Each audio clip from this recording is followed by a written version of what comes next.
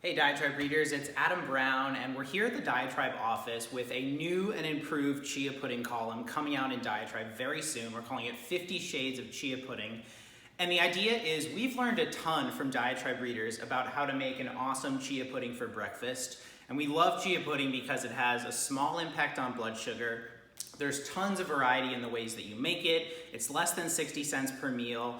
It's super convenient because it doesn't require cooking. It's portable for traveling. So people have had a lot of stumbling blocks though. How do I make chia pudding taste good? And so we're trying to address those in this column and also share what we've learned from a ton of Diatribe readers in the past year. So I like to make chia pudding in the morning, ready to go, but you can also make it the night before. But the basic ratio is you take a 1/4 cup of chia seeds and a 1/2 cup of liquid. And so I'm gonna use water because it mixes a little bit better on the spot. And so there's a 1/4 cup of chia seeds, and then mix it with a 1/2 cup of water. So that's 1/4 cup, and then that's a 1/2 cup. And one of the things we've learned from Diatribe readers is actually a lot of people make chia pudding with coconut milk or almond milk instead of water. And I like using water because I make it in the morning, but some people use almond milk or coconut milk and soak the chia seeds overnight. And basically you're gonna stir it up like this, and the chia seeds are gonna make this nice pudding-like gel. And chia seeds don't really taste like anything, so it's all about how they are flavored with toppings and flavor boosters, which we'll get to in a second.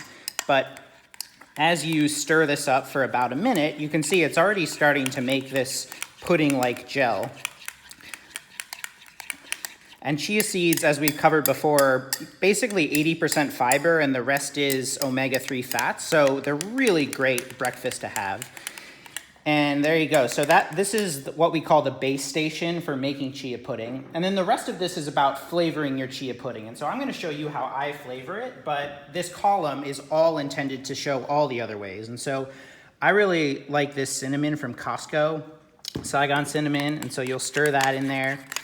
And then you can also use vanilla extract, is really popular with Diatribe readers. And then this station is about adding creaminess, which is totally optional, but the original recipe we used coconut oil, and this tended to trip people up because coconut oil can be a little bit hard to mix and is solid at room temperature. More recently, I've been using something called ghee butter, which I think mixes much better than coconut oil, and this brand makes this really nice vanilla flavored one that I think mixes in nicely. But since we just ran out of this, I'm gonna use peanut butter, which a lot of Diatribe readers use in their chia pudding.